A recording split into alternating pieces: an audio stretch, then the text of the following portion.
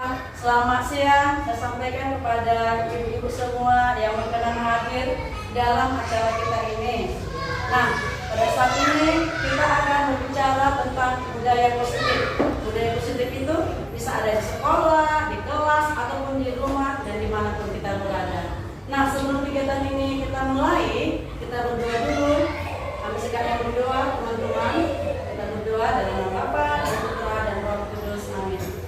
Tuhan Yesus yang baik, terima kasih atas hari ini Engkau mempertemukan kami dalam kegiatan ini. Berkatilah kami ya Tuhan, agar kami mampu berdiskusi dan membicarakan hal-hal yang penting terkait budaya positif yang ada di sekolah, di kelas, ataupun di rumah kami. Terima kasih ya Tuhan. Sang manusia, doakanlah kami. Amin. Dalam nama Bapa dan Putra dan Roh Kudus. Amin. Baiklah, sebelumnya saya memperkenalkan diri. Nama saya Fatmadia Dayana Sinaga. Saya adalah calon guru penggerak angkatan 7 PK Santa Lucia. Nah, di dalam guru penggerak ini saya juga memiliki didukung oleh fasilitator, yaitu Pak Arman yang selalu bersedia membimbing dan mengarahkan saya dalam program guru penggerak. Dan juga ada ibu guru pengajar praktik, yaitu Ibu Nur Hartatek. Itulah yang mendukung saya dalam kegiatan menjadi calon guru penggerak. Ibu-ibu semua, sebelum seminar ini kita lakukan, nah kita akan membuat keyakinan kelas. Keyakinan itu adalah nilai-nilai yang kita sepakati selama mengikuti kegiatan ini. Yang pertama ada saya buat semangat dalam mengikuti atau mendengarkan. Kedua, belajar serius, santai dan bahagia. Jadi tidak kaku ya ibu-ibu. Yang ketiga, bebas memberikan pendapat. Jadi kalau memberikan pendapat boleh mengangkat tangan. Pada saat saya menyampaikan materi ada sesuatu yang perlu dipertanyakan, boleh mengangkat tangannya, memberikan pendapat ataupun pertanyaan. Keempat, saling menghargai. Antara ibu saling menghargai, memberikan pendapatnya dan saling mendengarkan. Kelima, berbicara dengan sopan. Bagaimana dengan ibu-ibu? Cocok dengan kesepakatan kita ini, keyakinan kita ini? Nilai-nilai yang kita sesuai? Oke, bisa Bu, bisa ya. Baik, next. Nah, untuk hari ini, adapun agendanya kegiatan hari ini, pertama pembukaan sudah, kompetensi yang dicapai, pemahaman inti, tanya jawab dan penutup. Nah, sekarang ada kompetensi yang dicapai. Dalam materi ini, kompetensi yang dicapai adalah dengan adanya ini, ibu-ibu bisa membangun disiplin positif pada anak, baik di sekolah maupun di rumah. Yang kedua, bisa memaknai restitusi. Nanti akan kita pelajari apa itu restitusi dalam membangun disiplin positif dalam diri anak ya. Nanti akan kita dengarkan. Ketiga, mampu memahami bahwa manusia itu membutuhkan 5 kebutuhan dasar yang harus terpenuhi. Jadi kalau kebutuhan dasar itu tidak terpenuhi satupun, itulah anak-anak kita akan tingkah, memberikan sesuatu yang kurang kita senangi. Kemudian diharapkan juga dengan materi ini kita dapat menciptakan keyakinan kelas. Kalau di kelas keyakinan kelas, sekolah keyakinan sekolah. Kalau di rumah bisa kita buat keyakinan rumah. Tapi itu berdasarkan curah pendapat dengan anak didik kepada misalnya di rumah dengan anak-anak di rumah, apa yang kita kesepakati, nilai-nilai yang akan kita jalani seperti itu. Kemudian yang terakhir itu nanti memahami 5 posisi kontrol dan segitiga restitusi. Inilah yang diharapkan dicapai, didapatkan oleh ibu-ibu dalam materi ini. Nah, pertanyaan ini ada sedikit pertanyaan. Bagaimana pendapat ibu-ibu semuanya? Setuju atau tidak? Yang pertama itu saya memberi ini. Kalau kita memberi penghargaan pada anak-anak, apakah dapat meningkatkan motivasi belajar anak? Dapat? Dapat ya, dapat ya. Dan yang kedua, hukuman. Apakah hukuman dapat bisa mendisiplinkan anak? Bagaimana ibu-ibu? Bisa jadi? Oke, terima kasih pendapatnya. Yang ketiga, pemberian hukuman dengan hal positif seperti membaca, membersihkan halaman sekolah, membersihkan rumah, dapat meningkatkan disiplin anak. Bisakah seperti itu? Baik, ini kita simpan jawabannya ya. Nanti setelah kita mendengarkan materi itu, kita akan lihat apakah itu cocok apa tidak ya. Ini sekarang masih pendapat kita sebelum memahami materi. Lanjut, inilah topik-topik yang akan kita dalami dalam modul ini. Banyak sih, tapi nanti akan disingkatkan. Ada disiplin positifnya, nilai-nilai kebajikan. Nilai-nilai kebajikan itu artinya nilai-nilai yang baik yang kita terapkan. Ada teori motivasi, hukuman dan penghargaan, dan seterusnya. Bagian keduanya, keyakinan kelas. Yang ketiga, kebutuhan dasar manusia. Keempat, restitusi. Restitusi itu ada 5 posisi kontrol. Kelima, segitiga restitusi. Inilah modul yang akan kita dalami selama materi ini. Nah, kita masuk pada pembelajaran 1. Disiplin positif, nilai-nilai kebajikan, teori motivasi, penghargaan, hukuman, dan restitusi. Next.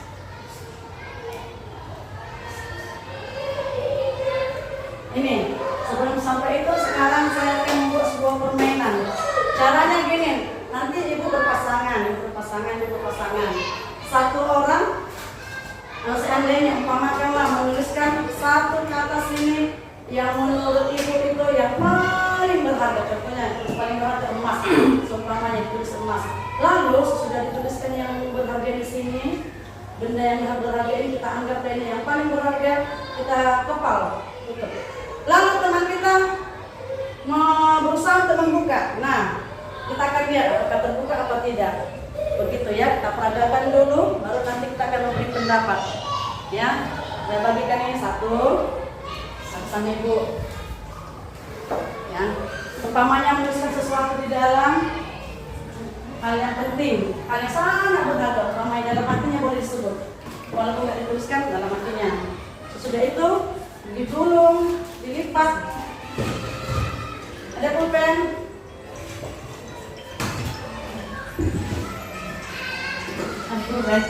Baik. Nah, utamakan apa yang menurut ibu yang paling sangat berharga? Benda. Pokoknya yang paling sangat berharga. Ibu tuliskan. Anggaplah itu bendanya. Benda ya? Ya. Benda nggak bisa apa? Suka hati lah. Nggak bisa suami. Bisa suami. Apa? Yang penting jangan selingkuhan. Iya. Dan ibu tuliskan. Jangan ketahui teman. Nah, dan kita teman ya.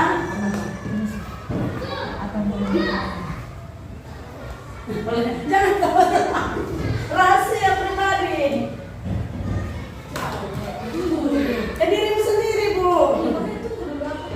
Ada sebab mencurikan, Bu. Iya. Pokoknya nanti temannya, pasangan akan berusaha membukanya. Bagaimana sikap ibu? Ibu buka kah atau tutup kah, terserah. Berdasarkan suara hati ibu. Nah, nah, ya. Oh, botak.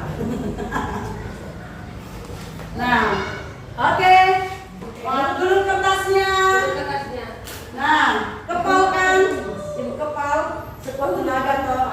Nah, sekarang pasangannya berusaha membukanya. Ayo, bisa enggak atau tidak? Iya. Iya. Bisa apa tidak? Nah, bisa. Bisa. Ini dengan rayuan tangan bisa apa enggak? Ini juga bisa. Sebagai ekstra ini. Bisa.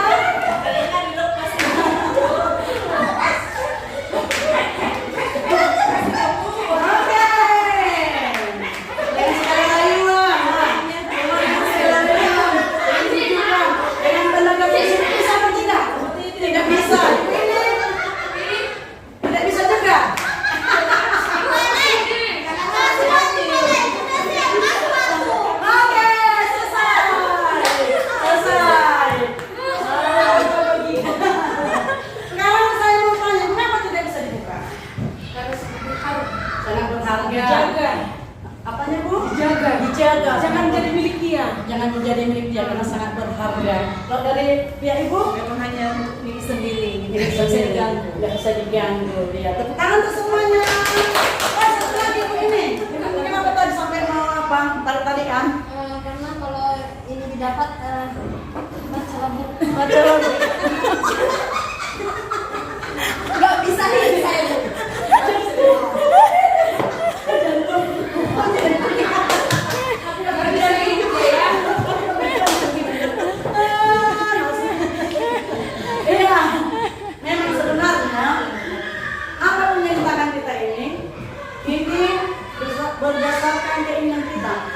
kita buka terserah atau tidak dibuka terserah. Jadi artinya dalam menentukan suatu keputusan tergantung pribadi masing-masing, tidak atas orang lain. Itu yang seharusnya terjadi. Jadi kalau kita mau merelakan kita buka aja.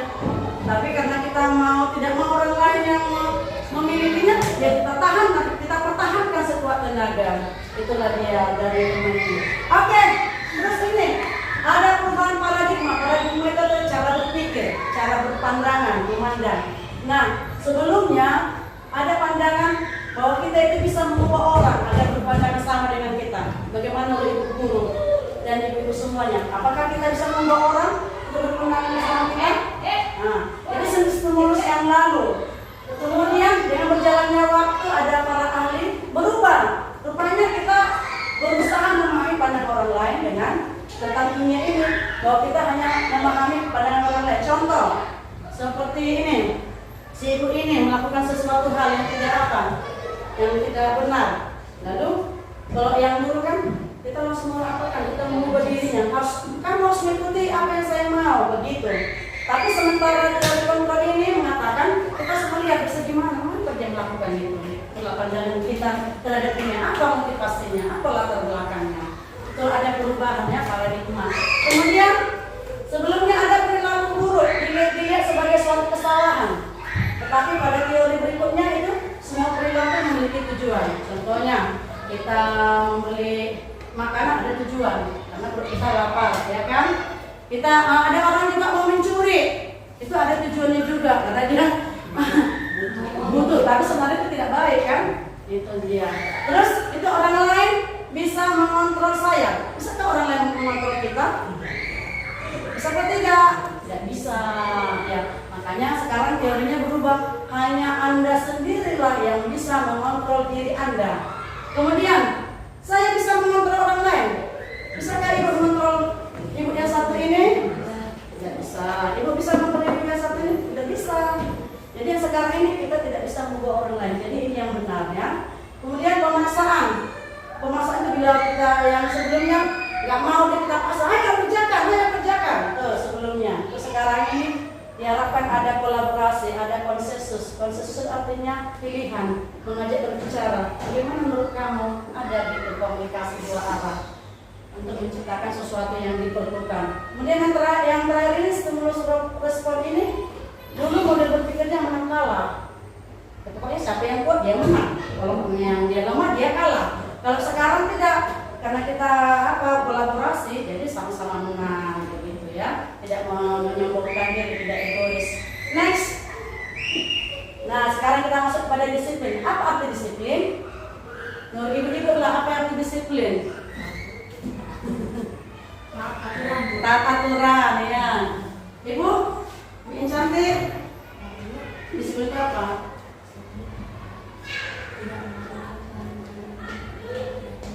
Dengar tuan-tuan.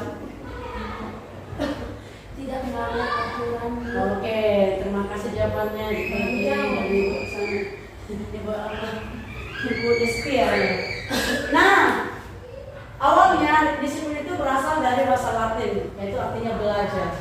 Dulu orang mendisiplinkan diri untuk menggali potensinya, mencapai tujuan, gak ada niat yang lain.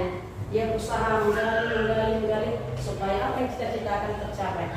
Dengan berkembangnya zaman, dengan budaya kita sekarang, makanya disiplin itu sudah mulai berubah. Disiplin itu sesuatu yang dilakukan untuk mendapatkan kepatuhan. Kalau mendapatkan kepatuhan aja supaya tidak melanggar peraturan, nah arti disiplin itu sudah semakin berubah. Artinya tidak sesuai dengan yang awalnya. Awalnya dulu kan dari dirinya sendiri supaya berubah dia. Yang ini karena kepatuhan. Contohnya, ibu-ibu guru membuat RPPH. RPPH itu karena apa? Kepatuhan. Sekarang kepatuhan nanti dimarahi kepala sekolah begitu kan. Tapi sebenarnya coba nggak ada aturan kepala sekolah RPPH, mungkin tidak bikin RPPH. Seperti itu kan. Nah, jadi tidak ada niat dari motivasi sendiri. Begitu juga di rumah. Di rumah, misalnya anak-anak, dia cepat pulang, cepat dia pulang sekolah. Mungkin dia takut dimarahi, kan? Tidak ada niatnya sendiri. Aku harus menghargai mamaku yang sudah capek menungguku, adik-adikku seperti itu. Seharusnya dia mendapatkan motivasi itu dari dalam. Terus ini gara-gara itu, jadi semua apapun disiplin itu jadi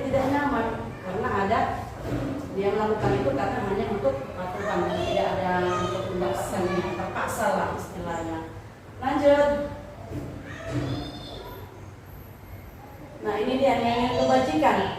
Nilai kebajikan itu dan nilai keluhuran. Sifat-sifat positif manusia yang merupakan tujuan mulia yang dicapai setiap individu. Apa itu sifat-sifat positif? Coba ibu-ibu, apa sifat positif yang ibu ketahui jelasnya? Sifat-sifat positif punya perilakunya itu apa ya? Perilakunya itu ya tentang hal yang baik. Oke, dulu sebentar. Ibu Betty, contoh-contoh sifat positif manusia. Senang Berbagi. Berbagi, ya betul. Apa lagi? banyak Bu. Satu aja ya. Oke. Iya, sifat-sifat manusia itu banyak. Ada rasa hormat, tanggung jawab, jujur, rendah hati. Itulah nilai-nilai kebajikan. Dan seumumnya semua agama pun akan melakukan itu, ingin mencapai itu. Jadi nilai-nilai luhur ini nggak terbatas pada agama, nggak terbatas pada suku, nggak terbatas pada bangsa, atau apapun ya, miskin dan kaya, semua akan ingin melakukan sifat-sifat manusia. Nah di Indonesia nilai-nilai kebajikan itu tercantum dalam profil pelajar Pancasila. Itu yang lagi booming sekarang tentang pelajar Pancasila di SD, TK itu sampai kuliah. Nah, inilah nilai kebajikan yang diharapkan pada anak didik: beriman, bertakwa, berakhlak mulia, mandiri, bernalar kritis, kebinekaan global, gotong royong, kreatif. Di rumah juga bisa nilai kebajikan itu kita jalankan ya pada anak-anak. Oke, sekarang ini ada teori motivasi yang melanjutkan yang tadi itu. Ternyata teori motivasi itu ada 3 macam penyebabnya. Ada satu untuk menghindari ketidaknyamanan, itulah tadi. Itulah motivasi eksternal, artinya karena orang lain aku berbuat itu, makanya aku disiplin begitu. Jadi kalau misalnya dia nggak melakukan yang diinginkan itu, dia akan takut nanti aku kena ini, kena hukuman. Yang kedua untuk mendapatkan imbalan. Ada orang lain melakukan sesuatu supaya mendapatkan imbalan, misalnya pujian atau ingin gajinya naik atau bonus seperti itu kan, atau disayang suami supaya dikasih uang apa, uang saku lebih banyak seperti itu. Ada yang ingin mengharapkan imbalan, tapi sebenarnya motivasi itu harus dari diri sendiri. Jadi dalam dirinya dia menghargai diri sendiri. Saya mau melakukan ini karena saya ingin berubah, saya ingin menjadi anak baik, seperti itu. Jadi diharapkan kita semua harus memiliki motivasi internal. Daripada anak didik lah, inilah yang akan kita jalankan, kita tanamkan juga anak-anak di rumah. Kita kan pun sebagai seorang ibu kan di rumah, jadi kita diharapkan itu bisa memacu motivasi internal dalam diri anak. Kemudian inilah penghargaan dan hukuman. Penghargaan itu sama dengan hukuman. Kenapa sama ya? Penghargaan itu sama dengan hukuman. Ada yang bisa tahu? Karena mengarahkan anak itu menjadi lebih sukses, begitu ya. Tapi sebenarnya penghargaan itu sama dengan hukum karena dia melakukan sesuatu itu demi penghargaan. Jadi kalau dia tidak melakukan itu, apakah dia akan? Kalau dia tidak mengharapkan penghargaan, apakah dia melakukannya? Jadi dia melakukan sesuatu itu menjadi apa? Beban sama dia. Beban ya, nggak dari dirinya sendiri. Makanya penghargaan itu sama hukuman, sama dengan hukuman. Contohnya kita sama anak, kita bilang, ayo kerjakan buku ini. Terus siapa yang bersih akan dapat bintang, kan? Dapat bintang. Oh, anak-anak berlomba, senang. Oh, cepat-cepat selesai bu, demi dapat bintang. Nah, ketika bintang kita sudah habis, apakah anak-anak mau mengerjakannya? Nanti pasti dia bilang, nggak ada bintangnya bu, nggak mau lah. Jadi dia berkurang ya motivasinya ya, karena dari orang lain dia makanya bisa melakukannya. Nah ini membujuk seorang melakukan sesuatu itu karena dia menginginkan sesuatu pada orang, kan aku ingin ini, aku ingin itu. Kemudian orang eksternal dari luar dan selalu ketergantungan. Dia melakukan itu karena tergantung sama orang lain. Next.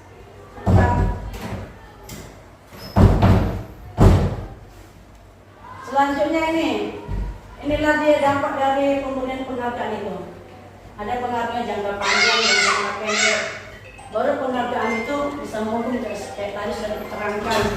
Penghargaan itu tidak efektif, merusak hubungan, menurunkan kualitas atau bahkan mematikan kualitas. Itulah ternyata sangat mengerikan juga ya dampaknya penghargaan itu pada anak-anak.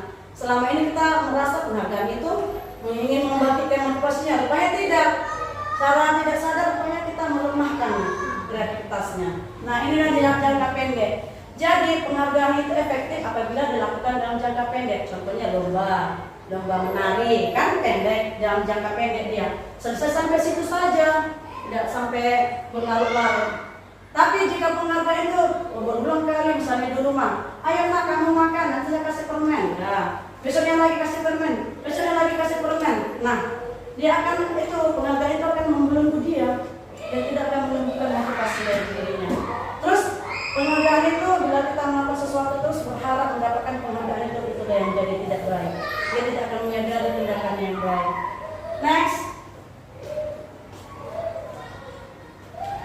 Nah, ini penghargaan tidak efektif tadi itu ya. Hanya untuk mendapatkan penghargaan. Jangan saya sama tadi.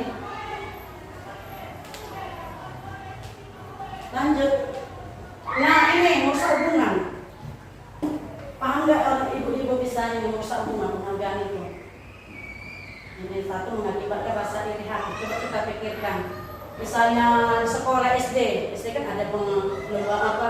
Misalnya akhir semester juara-juara itu bisa mengakibatkan rasa iri pada anak. Saya sendiri anak saya sekasih itu selalu berkata, sering dia mengatakan gini, saya sudah berusaha loh nggak mengerjakan ini, kenapa saya nggak dapat piala? Kenapa saya juara? Nah dalam hatinya ada muncul iri, kenapa ya dia juara? Orang nanti aku sedikit sombong kali itu dia seperti itu. Terus itu motivasi yang supaya pintar itu kadang sesat karena dia ingin menyenangkan guru supaya gurunya memuji dia. Kemudian menciptakan persaingan di kelas. Kalau persaingannya baik diarahkan gurunya bagus. Ini kalau persaingannya tidak baik bisa saling menjatuhkan. Itulah akibatnya penghargaan. Terus ini jadi motivasi dalam diri anak ini setiap sebenarnya penghargaan yang benar itu bisa kita umpamakan seorang anak di rumah kita lah di sekolah. Misalnya dia baru belajar membaca, baru mengenal belajar membaca. Ketika dia bisa mengatakan bola, pasti ada muncul rasa senang di hatinya. Aku udah bisa. Dia merasa bahagia, senyum. Nah, rasa bahagia dan senyum itulah menjadi penghargaan bagi dia. Jadi jangan ketika dia berhasil, langsung kita bilang, ih jagonya, kasih kok ini, kasih ini. Itu akan mematahkan semangatnya. Dia akan dia berkembang seperti itu dia. Jadi kalau memberikan penghargaan itu sama anak itu dengan begitu, dengan apa yang mampukan dan puji, dengan itu jangan mengharapkan imbalan-imbalan yang lebih baik lagi. Oke, lanjut. Inilah dia, ada seorang ahli bernama Alfikon yang mengatakan dihukum oleh penghargaan. Jika kita berulang kali menjanjikan hadiah pada anak-anak agar berperilaku tanggung jawab, atau pada seorang murid belajar sesuatu atau karyawan, nah itu secara otomatis tanpa kita sadari bahwa dia itu tidak mampu. Kenapa dia tidak mampu? Karena kita gara-gara kita berikan hadiah lah dia yang mampu. Tapi kalau tidak berikan hadiah, maka dia tidak akan mampu. Inilah dihukum oleh penghargaan. Hati-hatilah memberikan penghargaan pada anak kita. Ya, jangan mengiming-iming. Selama ini kita mengiming yang tidak baik, akhirnya membelenggu dia. Oke, lanjutlah. Nah, ini kita sekarang bicara tentang hukuman dan konsekuensi. Ada perbedaan. Kalau hukuman itu dari satu pihak, kalau konsekuensi dari dua pihak. Jadi pada anak melakukan kesalahan, anak tidak tahu apa akibatnya. Jadi orang tua selalu menyalahkan. Contohnya, kamu harus begini, kamu harus begini, kamu harus begini, seperti itu. Akibatnya anak-anak tersakiti. Dia jadi benci disiplin, dia masih terpaksa. Terus ada konsep diri yang buruk bahwa dia itu orangnya negatif. Seperti ada akibatnya ya, karena melalui hukuman-hukuman tersebut. Nah ini konsekuensi ini ada timbal balik. Artinya sebelum dia melakukan sesuatu kita sudah ikatkan. Nah kalau kamu tidak mengerjakan kayak, nanti mama tidak akan berikan ini. Jadi dia tahu, oh kalau saya tidak melakukan ini, akibatnya ini.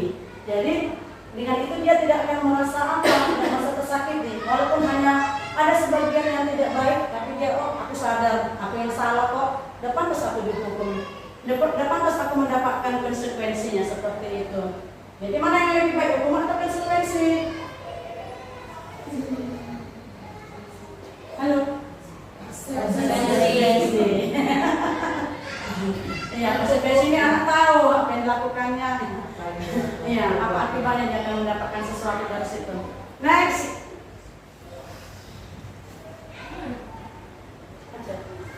Nah, ini dia contoh kita latihan ini membuat ini perbedaan hukuman dan konsekuensi. Ini contoh ada tindakan, ada guru menyuruh anaknya mencatat 100 kali dalam buku kalimat. Saya tidak terlambat lagi karena terlambat ke sekolah. Sekarang kita coba pikirkan apakah ini hukuman atau konsekuensi? Konsekuensi. Hukuman atau konsekuensi? Hukuman. Oke. Nanti kita lihat jawabannya. Kemudian lari mengelilingi lapangan basket 2 kali karena terlambat ada di sekolah. Apakah itu hukuman atau konsekuensi? Hukuman. Hukuman atau konsekuensi? Konsekuensi. Aku konsekuensi, Bu. Kenapa? Karena itu sudah Apa Bu silakan? kembali dulu ke awal tadi. Di awal balik bertanya saya. Mundur sekali tetap. Nah ini konsekuensi. Hukuman tadi dia. Konsekuensi. Supaya mendorong anak agar nggak terlambat lagi. Tapi adakah kesepakatan di antara mereka? Guru dengan anak? Tidak. Kan tidak ada. Berarti hukuman ya kan? Iya, karena gurunya sendiri menentukan. Tidak ada kesepakatan dari anak. Nanti kalau kamu terlambat, kamu kelilingin. Ada dikatakan kan tidak ada. Iya, sekolah. Iya. Itu ada terus. Aturan sekolahnya. Tapi kan hukuman itu bisa jadi konsekuensinya bukan seperti itu karena anak tidak tahu. Kemudian yang ketiga, murid diminta untuk push-up 15 kali karena tidak menggunakan masker. Itu konsekuensi. 15 kali tidak, itu bukan hukuman, konsekuensi. Karena itu kalau kemarin kesepakatan bersama. Kesepakatan bersama. Oke, Kesepakatan bersama. Kesepakatan bersama. Itu karena konsekuensi. Oke, selanjutnya menggantikan kertas tugas teman yang telah coret-coret. Misalnya, dicoret-coret Konsekuensi. Konsekuensi, oke. Menggantikan, kan? Iya, mengganti karena dia melakukannya. Iya. Konsekuensi. Oke, yang selanjutnya membersihkan tumpahan air di meja tulis karena tersenggol saat belajar. Konsekuensi. Makin pintar ya. Murid disuruh untuk mengenakan sepatu seharian di sekolah karena tidak mengenakan sepatu hitam. Hukuman. Itu peraturan sekolah. Oke, bagus. Next. Nah ini dia jawabannya. Semua hukuman konsekuensi tadi benar ini. Menggantikan kertas dan memberikan hukuman. Bersihkan ya. Ini hukuman yang pas. Oke, pertanyaan semua. Lanjut. Kenapa hukuman Bu? Murid diminta untuk push? Karena kan gurunya yang menyuruh. Gurunya juga nggak ada peraturan tertulis. Yang terlambat lari nggak ada. Hanya gurunya sendiri yang memutuskan. Sekarang masuk ke restitusi inilah. Di atas hukuman dan konsekuensi ada lagi yang lebih bagus. Caranya itu restitusi. Restitusi adalah proses menciptakan kondisi bagi murid untuk memperbaiki kesalahan mereka. Jadi ini restitusi ini kita apa? Kita menanyakan sama anak. Misalnya dia melakukan kesalahan, apa yang harus kau lakukan untuk mengubah kesalahan begitu. Jadi kita nggak memberikan jawaban. Kamu harus begini, kamu harus enggak. Biarkan dia berpikir. Misalnya dia terlambat bangun. Apa yang harus kamu lakukan supaya kamu tidak terlambat bangun? Maksudnya kamu berpikir apa ya? Aku harus cepat tidur lah, aku harus bikin alarm lah, seperti itu. Jadi restitusi ini ada diskusi sama anak tersebut. Inilah yang diharapkan pada kita sebagai guru atau sebagai orang tua di rumah. Ada komunikasi dengan anak-anak itu yang menentukan jawabannya sendiri untuk memperbaiki dirinya. Nah inilah dia perbedaan-perbedaan itu ya. Kalau hukuman itu sifatnya negatif, konsekuensi masih netral. Tapi yang lebih positif itu restitusi. Restitusi itu ada pilihan, dan anak tidak tersakiti, masalah terpecahkan, anak-anak langsung tahu bahwa dia tidak akan melakukan itu sendiri karena dia sendiri yang menentukan. Jadi dia harus menepatinya. Itulah dia kan perbedaannya. Jadi kita pilih yang mana tadi? Hukuman, konsekuensi, restitusi. Restitusi ya. Inilah dia ciri-ciri restitusi. Restitusi itu bukan menuju kesalahan, tapi belajar dari kesalahan, memperbaiki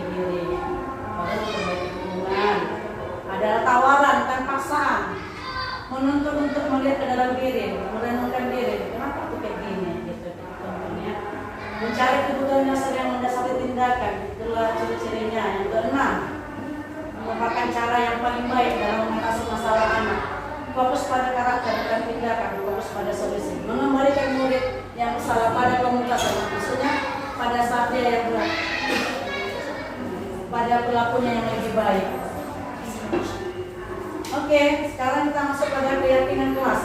Kalau di rumah keyakinan rumah, sekolah keyakinan sekolah, itu bebas. Ini sekarang kita tanya, mengapa tidak peraturan saja? Mengapa harus keyakinan kelas? Namanya peraturan kelas. Kenapa harus keyakinan kelas? Nah, contohnya kenapa kita memiliki peraturan harus menggunakan helm bila mengendarai kendaraan roda 2? Coba ibu saya tanya. Karena ada peraturan lalu lintas. Oke, ibu peraturan lalu lintas. Ibu Dan yang keselamatan. Oh, keselamatan juga ada, sudah ada nilainya ya. Jadi diharapkan kita memakai helm itu bukan hanya sekedar mematuhi peraturan lalu lintas, tapi demi keselamatan dan keamanan kita. Kemudian, mengapa kita memiliki peraturan 3M? Menggunakan masker, mencuci tangan, menjaga jarak dan sebagainya. Dari kesehatan ya. Jangan karena nanti nggak bisa masuk ke Medan Mall. Jadi itu tujuannya ya, tapi karena menjaga kesehatan, menjaga keselamatan. Mengapa kita memiliki peraturan harus datang tepat waktu pada saat mengikuti pelatihan? Supaya kita lebih Disiplin, ya seperti itu ya. Tapi sebenarnya lebih pada kalau dari restitusi untuk keyakinan kelas ini lebih pada menghargai orang lain. Jadi kita tidak terlambat karena menghargai orang lain dan menghargai diri sendiri. Jadi tidak hanya sekedar peraturan. Ini keyakinan kelas itu. Keyakinan itu adalah nilai-nilai kebajikan yang tadi itu, sifat-sifat manusia yang positif tadi, rasa menghargai, rasa bertanggung jawab. Itu dia. Saya.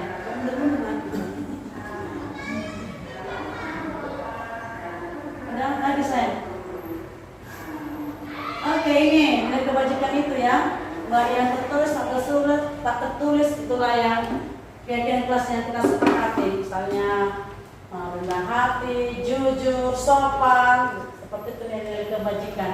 Jadi itu nilai-nilai kebajikan itu, nilai-nilai keyakinan kelas itu kita dapatkan dari hasil diskusi dengan anak-anak, bukan dari diri sendiri, tapi pada anak-anak. Lanjut, baby.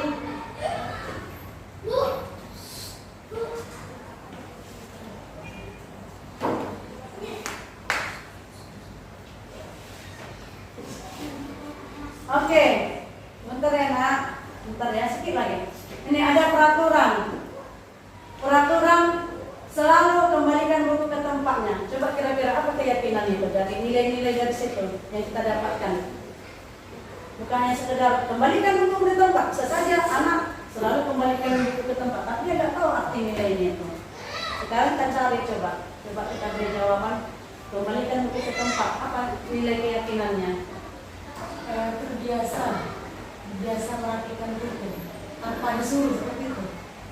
Ya, sedikit lagi. Ya. lebih anak Bertanggung jawab. bertanggung Bertanggung jawab dia. Kalau siap apa ini jadi pakai kembalikan. Jadi bukan hanya sekedar kembalikan. Kalau itu aja nanti apa kita besok nggak dilakukan lagi. Tapi kalau dia dalam diri tentang rasa tanggung jawab tanpa disuruh pun akan dilakukan. Kemudian nih dilarang mengganggu orang lain. Apa itu nilai keyakinannya? Nilai-nilai luhurnya? Kira-kira? Semacam nilai kebajikan ya. Iya, nilai-nilai positif. Jadi bukan hanya sekedar nggak boleh ini. Nilai-nilai ini yang penting. Menghargai orang lain. Iya, menghargai orang lain. Itulah ya, menghargai orang lain. Jadi dia menghormati orang lain, menghargai orang lain. Terus hadir ke sekolah 15 menit sebelum pelajaran dimulai. Disiplin, betul. Bisa juga menghargai juga bisa. Menghargai waktu. Iya, menghargai waktu. Dilarang melakukan kekerasan. Kira-kira apa nilainya? Kenyamanan. Kenyamanan, ya bisa. Kasihan. Oh, belas kasih ya. Iya, belas kasih besar juga ya. Ada juga nilainya. Dilarang menggunakan narkoba. Apa itu nilainya? Kesehatan tubuh. Apa? Kesehatan juga. Menghargai tubuh ya. Kesehatan, menghargai diri sendiri. Bergantian atau menunggu giliran. Sabar. Menghormati teman juga bisa ya. Nanti kalau berebutan dia gak menghargai temannya. Kemudian menggunakan masker.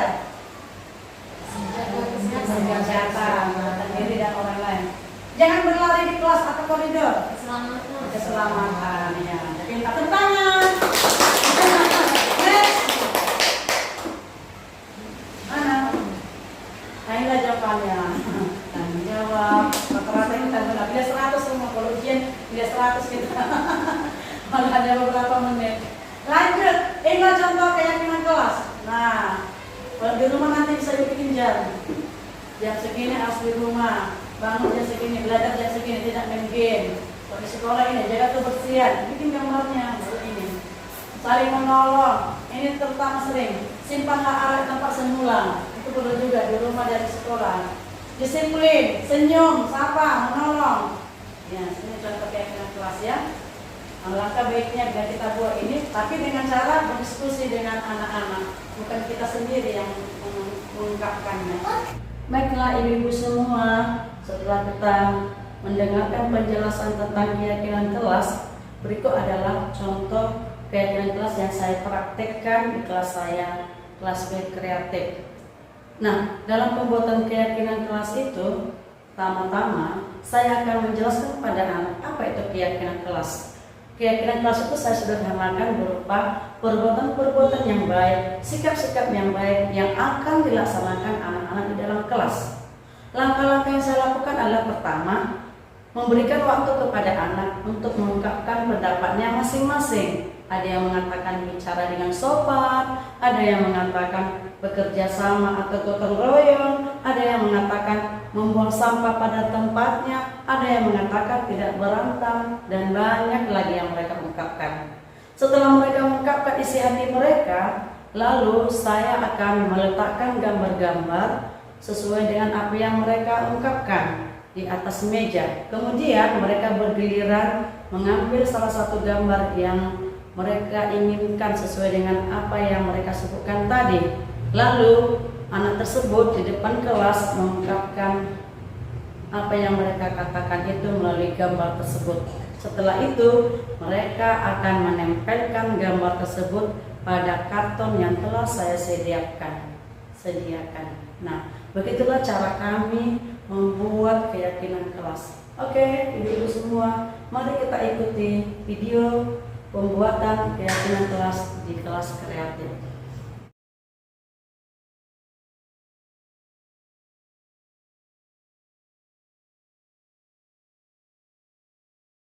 Kawan-kawan, jangan lupa gotong royong sekolah. Kawan, kelas.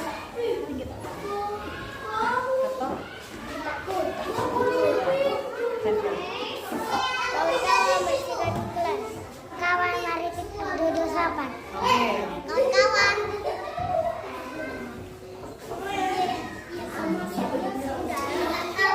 Apa nak? Kadang antar oket tulis. Hah? Apa sayang?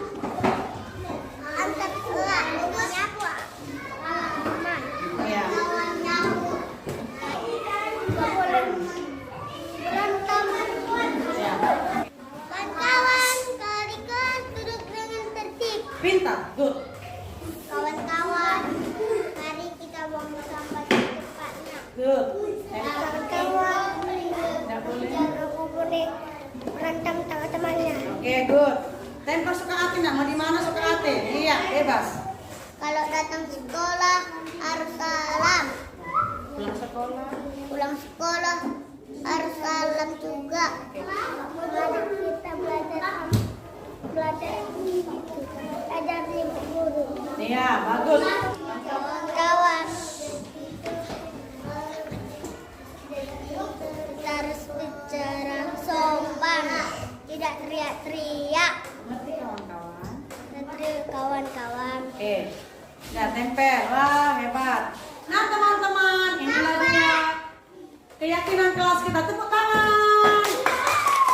Nah, ibu-ibu semua, kita tadi telah melihat dan mendengarkan cuplikan video pembuatan keyakinan kelas di kelas B. Nah, tadi kita melihat ada anaknya berani mengatakan dengan suara lantang, ada yang masih malu-malu, ada yang masih bicaranya celat, ada yang masih ingin dibantu oleh ibu gurunya. Itulah anak-anak kita, cara mereka apa adanya. Nah, setelah saya melihat di dalam karton tersebut ada beberapa foto yang sama. Nah, supaya jangan terlalu besar, terlalu mubazir, saya mensederhanakan foto-foto tersebut yang sama fotonya dijadikan satu. Inilah keyakinan kelas yang saya rumuskan terakhir kalinya sesuai dengan isi hati anak tersebut. Ada yang hormat pada orang tua, yang kedua berteman dengan temannya, tidak boleh berantem, ada yang membuang sampah pada tempatnya, ada yang berbicara dengan sabar, lembut dan tidak berteriak. Begitulah kira-kira keyakinan kelas yang kami buat, yang kami peragakan. Nah, selanjutnya setelah adanya keyakinan kelas ini, manfaatnya saya lihat anak-anak saling mengingatkan. Apabila ada anak yang membuang sampah sembarangan, maka anak lain akan menegur anak tersebut dengan menunjukkan gambar dengan berkata, "Hei kawan, buanglah sampah pada tempatnya." Nah, itulah manfaatnya keyakinan kelas ini. Anak-anak semakin melihat dirinya sendiri dan mengingatkan kawan-kawannya bagaimana melakukan perbuatan-perbuatan yang baik sesuai dengan yang disepakati dalam keyakinan kelas. Oke, Ibu, demikian tentang keyakinan kelas. Selanjutnya kita pada materi berikutnya. Kita masuk pada ketiga, kebutuhan dasar manusia. Nah, inilah kebutuhan dasar manusia. Ada rasa kasih sayang, ada bertahan hidup, ada kesenangan, penguasaan, kebebasan. Kira-kira apakah ini sudah kita alami, dari kita dapatkan di rumah, di keluarga? Ada sayang belum? Sudah didapatkan. Sudah didapatkan ya? Nah, itu didapatkan. Ya benar. Bertahan hidup. Sudah. Kasih sayang. Ya, kesenangan. Penguasaan, kebebasan. Nah, kebebasan. Kayak ditindas betul. Penguasaan, kebebasan. Tapi apa sebenarnya pengertiannya? Next. Bertahan hidup. Next. Bertahan hidup ini kebutuhan fisiologi. Bertahan hidup misalnya kesehatan, rumah, makanan. Daripada itu. Kemudian rasa sayang itu merasa diterima di kelompok kita. Di rumah diterima suami, diterima anak, di sekolah diterima anak yang lain. Penguasaan ini ingin menampilkan diri bahwa aku ini bisa bernyanyi, beti, aku bisa menari, klasni, seperti itu. Terus kebebasan, dia bebas menentukan pilihan, dia bebas untuk melakukan tindakan, tidak terpengaruh pada orang lain. 5, kesenangan, dia mampu sebetulnya supaya senang tidak ada bermain. Kadang kita dalam pekerjaan jenuh, perlu juga merasakan hal-hal ini, kesenangannya, kesegaran. Oke, next. Nah, sebelum itu di sekolah juga demikian, ibu-ibu. Di sekolah kalau anak-anak belum sarapan, tahu apa yang terjadi, dia tidak akan fokus. Ada yang murid saya itu setiap masuk ke sekolah lemas, masih jam 8, kapan makan bu? Kapan makan bu? Katanya itu aja yang dipikirkannya. Karena tidak dilengkapi di rumah. Iya, belum dilengkapi di rumah. Selama ini kita pikir datang sekolah aja belajar, dan ternyata perut juga jadi penentu. Kemudian juga ada ini, anak itu suka bertingkah, misalnya lari sana, lari sini. Kita harus jeli melihat apa kebutuhannya ya. Kenapa dia suka lari-lari? Iya, belum terpenuhi. Apa yang belum terpenuhi dalam diri anak ini? Mungkin dia ingin kebebasan, maunya dia permainan, pelajaran itu berupa permainan, begitu. Mungkin dia ingin main-main di luar. Itulah jeli kita melihat situasi anak itu. Di rumah juga seperti itu. Kalau anaknya suka berantem sama abang adik, kita lihat apa ya kebutuhan yang seperti ini. Mungkin si abang nggak mau berbagi, dia ingin mendapatkan mainan, seperti itu dia. Itu dia kebutuhan dasar manusia. Saya buat dengan singkat. Kita masuk ke 5, posisi kontrol. Posisi kontrol ini, ini ada penghukum. Penghukum itu, ini tindakan ini diarahkan pada kita orang dewasa sebagai guru dan orang tua. Bagaimana kita menghadapi anak? Apakah kita sebagai penghukum? Penghukum itu sukanya menghabis, marah-marah, begini-begini terus, memberikan kata-kata yang menyakitkan. Kalau kamu tidak melakukan, awas kamu ya, ini kamu ya, Itu dia. Jadi apa yang terjadi pada anak-anak memberontak. Tapi efeknya dia akan apa? Dia nggak akan berubah, akan diulangi lagi kesalahannya. Nah, baik kita lihat videonya ya. Video tentang penghukum. Inilah dia. Ini posisi di sekolah. Di rumah bisa kita bayangkan bagaimana sikap kita pada anak.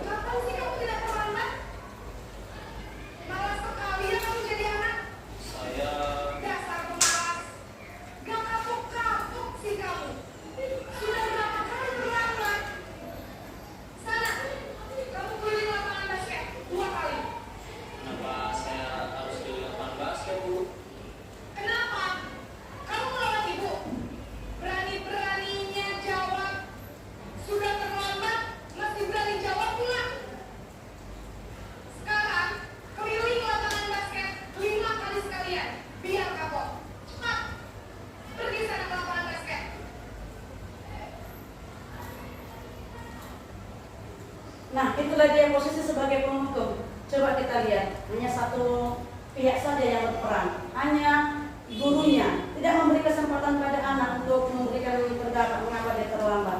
Dan guru itu juga yang memberikan hukuman. Akibatnya si anak itu merasa rendah diri, nanti akan dimarahi-marahi lagi pikirnya. Dia akan ulanginya lagi, besok terlambat. Jadi tidak ada perubahan dalam diri anak itu. Sekarang kita pada posisi kontrol kedua, membuat orang bersalah. Ciri-cirinya, dia suka ceramah. Baru seharusnya kamu begini, ibu kecewa sama perbuatanmu. Kamu seharusnya sudah tahu, ibu sudah capek ini, ngasih makan, ngasih ini, kamu selalu bertingkah seperti itu.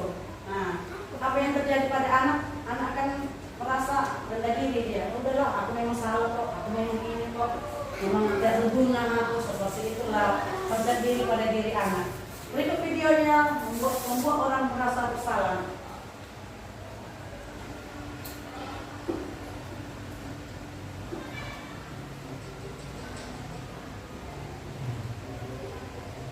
Coba kita perhatikan bagaimana cara ngomongnya ya.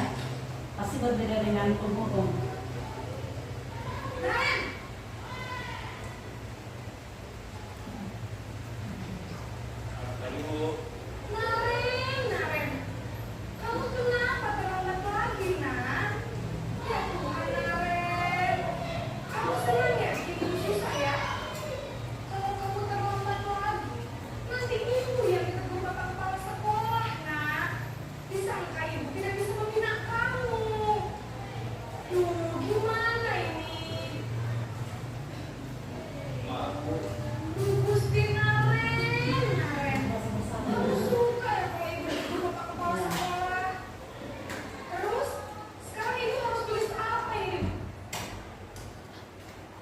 Ayo, nggak pencet. Mari pencet. Mundur. Oke.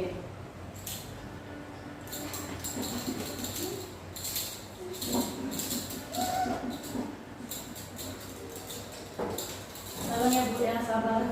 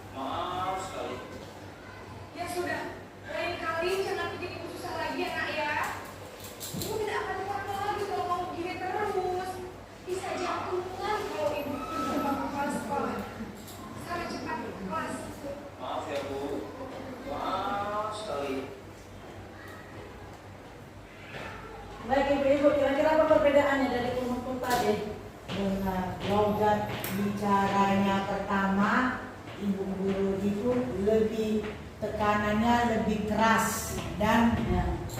intonasi cakapnya membuat tidak bisa dia menjawab apapun, dan lebih kalau logat yang kedua itu dia jadi merasa bersalah dengan logat bicaranya lebih halus dan tutur bicaranya dia membuat si anaknya itu merasa memang kesalahan dia memang bersalah kesalahan dia, tapi dia tidak dibentak seperti logat pertama. Gambar pertama, kalau pertama dia dibentak, tapi gambar kedua tidak, lebih halus lagi intonasi untuk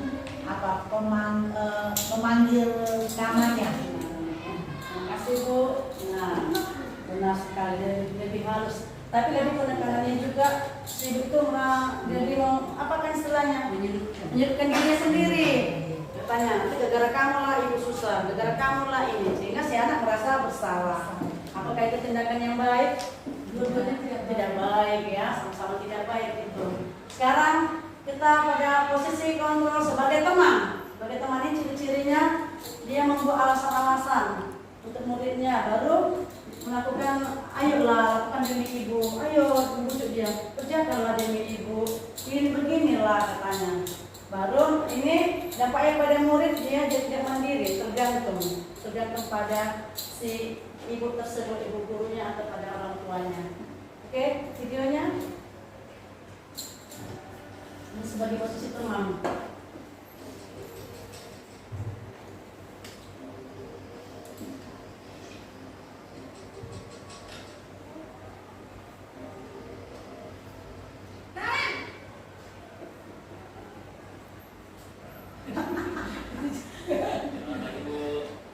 Wah, sudah jam berapa ini, Nak?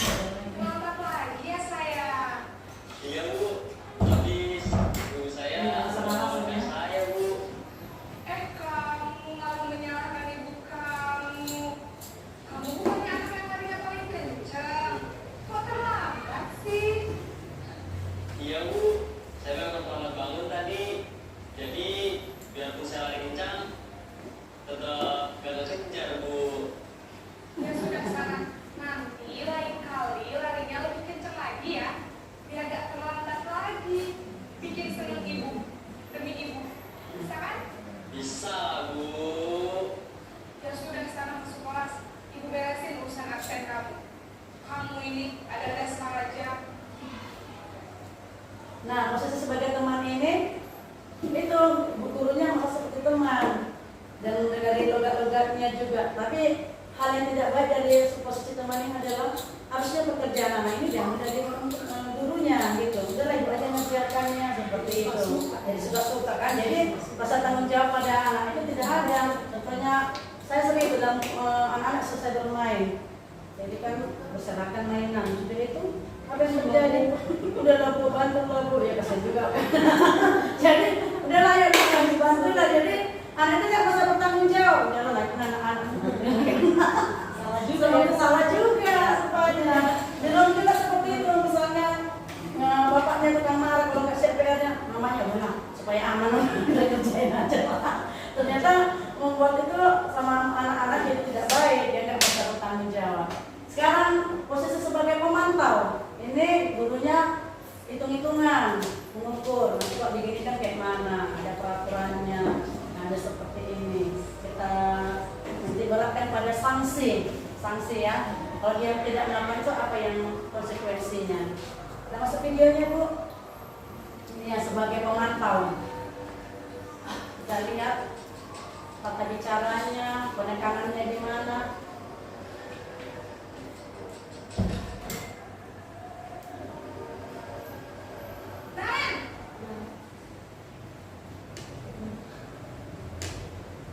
Selamat pagi Bu.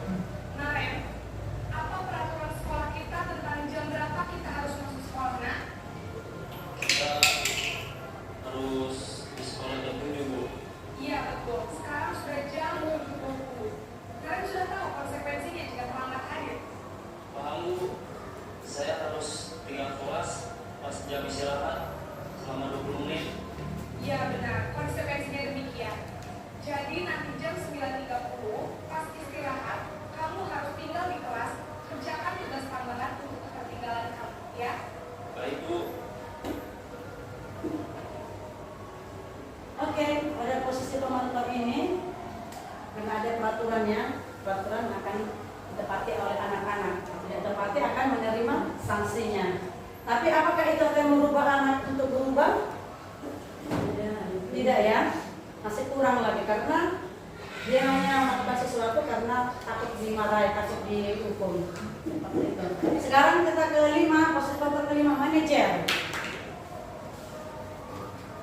Itu manajer itu sifatnya itu gurunya atau orang tua mengajukan pertanyaan-pertanyaan. Apa yang harus dilakukan anak? Apa yang bisa kamu lakukan mengubah dirimu? Apa hal yang baik kamu lakukan? Nah, si anak yang berperan bukan guru ataupun orang tua. Videonya Bu.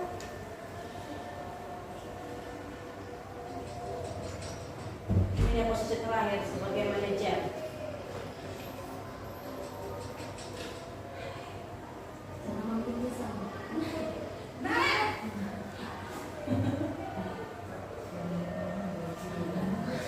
Tadi Bu.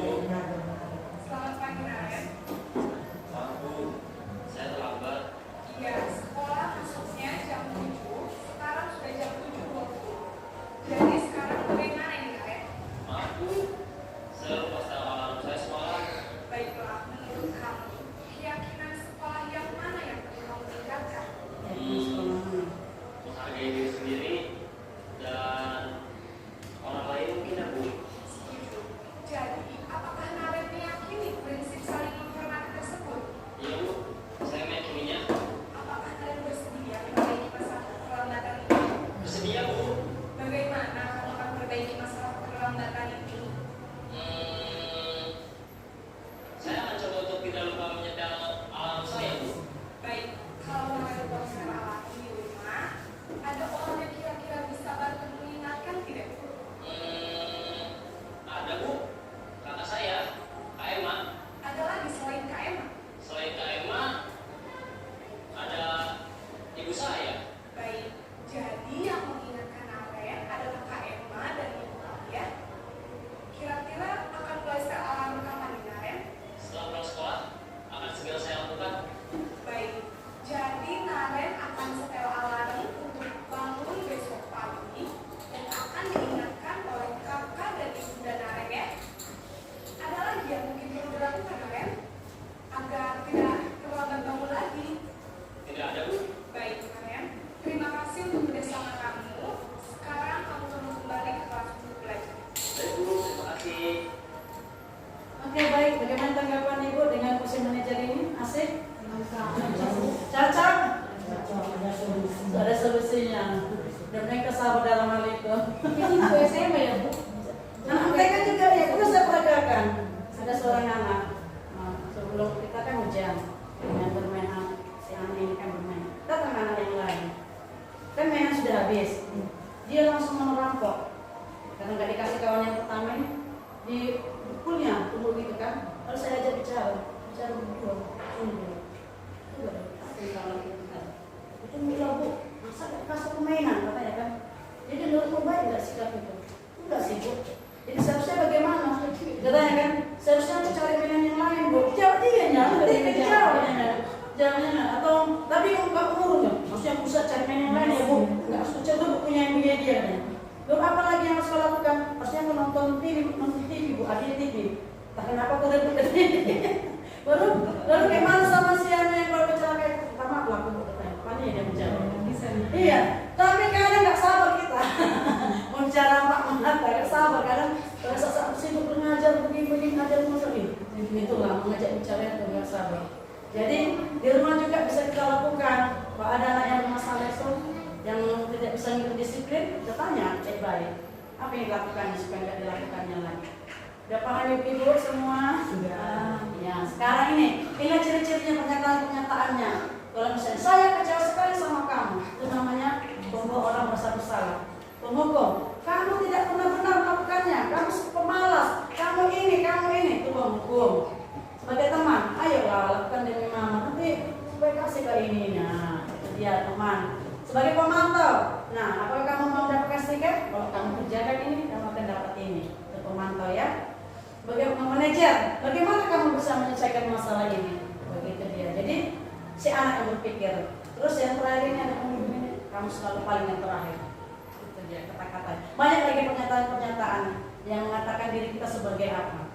Nah, yang bagus manajer ya. Manajer. Nah, itulah yang seharusnya yang idealnya dijalankan, ditanyakan sama anak. Sekarang yang terakhir, segitiga restitusi. Ini lebih mendalam lagi daripada manajer itu.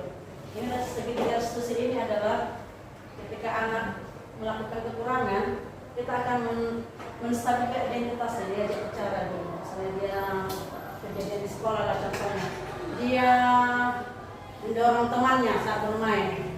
Terus kita ajak dia bicara sama dengan kayak tadi tuh manajer. Baru kita bilang, kenapa kamu mendorong teman? Gitu kan? Pertama-tama dia nggak mau menjawab, takut dimarahin. Iya, kamu harus bicara karena suatu kesalahan itu memang wajar, tapi bisa dirubah gitu. Kita bilang kita ajarkan itulah yang menstabilkan identitas. Bahwa semua orang punya kesalahan.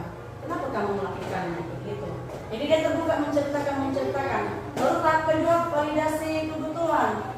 Sekarang apa yang harus kamu lakukan supaya kamu tidak mendorong teman? Jadi tadi seperti itu kan? Cari cara-caranya lain. Baru nilai-nilai apa yang harus kamu tanamkan, yang kamu tingkatkan? Apa yang harus kamu perbaiki dari situ? Apa yang kamu harapkan tercapai lagi dari kelakuan itu sehingga tidak terjadi lagi? Kamu ingin seperti apa? Kamu ingin menjadi orang seperti apa? Aku menjadi orang yang baik, Bu. Aku mau jadi orang yang penyayang. Nah, itu akan muncul dalam diri anak tersebut setelah kita menggali tersebut. Ini namanya segitiga restitusi. Ada perannya menstabilkan identitas, validasi kebutuhan, dan menanyakan keyakinan. Lanjut, Bu. Ini adalah pengertian-pengertiannya. Tadi menstabilkan identitas, membuat anak yang merasa gagal karena membuat salah menjadi positif terhadap dirinya, bahwa dia bukan masuk ke pojok dia aku telah bersalah. Karena kita dekati, semua orang pasti punya kesalahan, pasti dia akan bisa membuka dirinya untuk mengatakan sebenarnya. Selanjutnya, Bu. Nah, ini validasi kebutuhan, kita menekankan mengarahkan tindakannya itu ke arah yang baik. Nah, itu kita sadarkan anak itu bahwa itu salah, harusnya bagaimana. Selanjutnya ini menanyakan keyakinan. Lalu kita mengarahkannya pada nilai apa dari perbuatannya itu. Kamu harus menghormati teman, kamu harus begini, kamu harus begitu. Ya. Lanjut, next. Habis. Oke, terima kasih. Ini sampai mohon maaf bila ada kekurangan dan kesalahan kata. Semoga sukses. Bagaimana Ibu-ibu, ada yang dari materi tersebut, adakah yang menyentuh? Ada sesedikit. ada makna untuk lebih mungkin di rumah perilaku seorang ibu yang harus diperbaiki. Oke. Untuk mengajar anak di rumah. Belajar lebih apa lagi? Mengenai anak itu gimana sih? Ada solusinya. Oke, terima kasih, Bu. Ibu yang ini, bukan? Hah? Ada sih, Bu. Ada gimana? Ternyata pemberian penghargaan itu kan kayak biasa kita ngomong kan, siapa yang anak yang bisa mengerjakan atau siapa yang mau menjawab pertanyaan dari guru akan dapat stiker atau segala macam. Ternyata tadi diingatkan kembali kalau itu adalah perbuatan yang salah. Akhirnya anak-anak itu melakukan itu ya dengan terpaksa. Tapi dia dapat hadiah dari ibu guru. Kalau dia tidak punya stiker itu kali kan jadi anak-anak malas. Jadi diingatkan kembali. Oke, applause. Dapat. Ada lagi? Saya Bu. Ya, Bu Betty. Setelah tadi Ibu sampaikan materinya kepada kami, memang yang langsung datang ke hati itu saya sebagai guru tuh nih. Udah salah saya sebenarnya selama ini ya. Supaya anak itu mau menulis saya kasih hadiah. Supaya anak itu berteman dengan baik. Terkadang saya berikan juga hadiah. Jadi motivasi yang saya kasih itu salah. Jadi mudah-mudahan setelah Ibu buat ini presentasi ini, semoga nanti saya sebagai guru bisa merubah menjadi lebih manajer ya. Ya, manajer. Amin. Oke, tepuk tangan. Kelasnya ada? Kira-kira? Pas? Iden? Pas. Sebelumnya terima kasih untuk Bu Helen atas presentasinya, sungguh bagus, membuat kami juga mudah mengerti, dan semua yang Ibu terangkan, yang Ibu jelaskan tadi, pembelajarannya memang sangat kena lah apalagi kita sebagai guru gitu. Terlebih tadi tentang penghargaan tadi gitu. Memang kalau dilihat setiap hari memang ya memang di kenyataannya selalu memberikan penghargaan kepada anak saat melakukan tugasnya, saat mengerjakan tugasnya. Terus yang kedua tentang saat anak juga melakukan kesalahan di kelas, seperti tadi yang Ibu ceritakan waktu bermain gitu kan, mengambil hak milik temannya gitu kan. Ya selama ini ya dibentak aja di depan anak-anak gitu, dimarahi ya di depan teman-temannya gitu. Ternyata ada solusi yang lain yang dibagikan, bagaimana kita memanggil anak itu tatap muka, hanya berdua guru dengan anak itu gitu. Jadi di situ bisa memang kita bisa ceritakan atau berikan pertanyaan seperti yang Ibu bilang tadi gitu. Terima kasih untuk semua yang presentasikan. Saya baru mendapatkan materi dari situ, saya langsung ke rumah. Saya sering jadi posisi kontrol sebagai pemberi rasa bersalah pada anak. Itulah, melakukan itu tengok. Nanti mama sakit macam mana? Mama kayak gini gimana? Mama gini gimana? Memang kau lah, udah dibesarkan kau, udah diginikan. Apa yang balasan sama mama? Gak ada kan? Begini kan? Saya mendengarkan itu, sentuh tadi. Sama ya, saya selama ini. Sekarang udah mulai saya ubah di rumah kan. Kalau dia apa saya bilang, kenapa tadi kamu gini, kan seharusnya bagaimana? Kalau papa itu marah, kenapa kamu dimarahin kamu rupanya? Gara-gara ini, makanya jangan buat seperti itu lagi. Ada solusinya gitu ya. Terus ini sudah saya praktekkan di sekolah, kadang saya lupa di kelas. Pada saat tenang, saya ingat saya lakukan. Tetapi pada saat kita mengejar di sekolah yang ada target, harus anak seperti ini. Sebagai pengukur itu juga kadang saya lakukan juga itu seperti itu. Jadi ini memang kita semua belajar, saya juga belajar, ibu juga belajar, semuanya belajar. Makanya inilah yang dibuat dari Merdeka Mengajar itu, supaya kita kembali kepada masa dulu. Ki Hajar Dewantara itu dari Dewantara semua pendidikan yang menuntun pada anak, dan juga tindakan-tindakan ini supaya kedepannya lagi Indonesia itu memiliki anak-anak yang santun. Itulah tujuannya, santun, punya nilai-nilai, bukan harus mendapatkan nilai 100 bahasa Inggris, agamanya segini, matematika segini. Sekarang tidak, balik kepada sifat-sifat pribadi, nilai-nilai dulu. Saya sendiri satu pengalaman yang saya punya. Jadi memang belum ada kayaknya otoriter lagi kalau mengajar si anak itu di sekolah di rumah. Ada tulisan cepat kerjakan ini sementara kita kan di rumah ya menemani anak belajar, kerjaan cepat karena kita melihat waktu.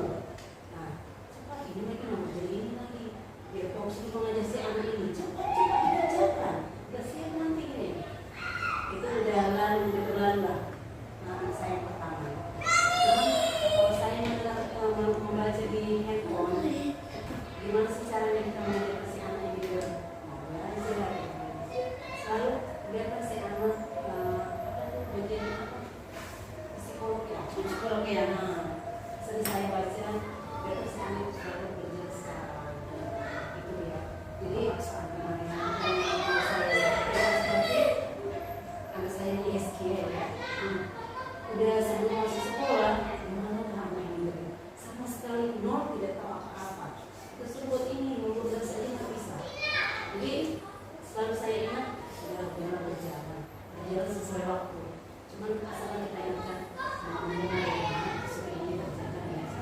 Jadi saya memang nggak melihat itu, memang belum semua saya bisa jalan, kan? Yang kita baca di bisa saya jalankan. Karena nggak gampang sebenarnya kita bikin seperti ini, karena mengajarkan anak kalau harus dulu kan, tapi dulu kan, tapi 100% belum bisa saya lakukan. Jadi gini seperti ini, biarkan berjalan anak itu menjalani secara alami. Tapi saya hanya menyampaikan pengalaman ini sebagai skill dan itu saya memaksakan ini harus ini, baca ini, ajarkan ini. Menurut saya lihat hasil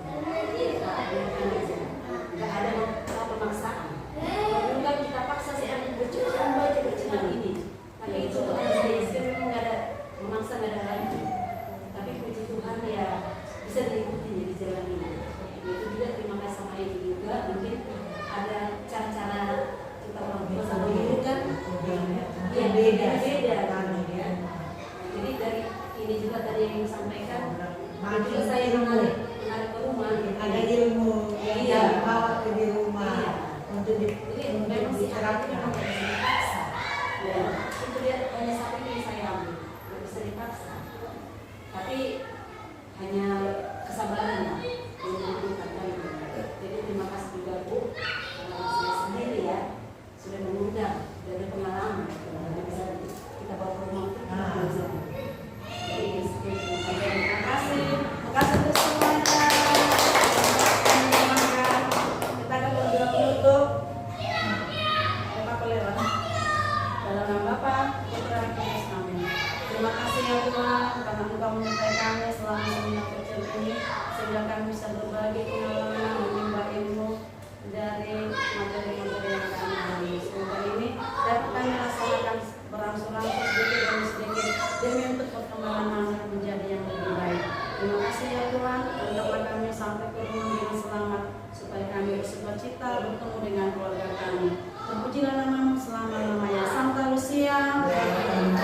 Dalam Bapa, Putra, dan Roh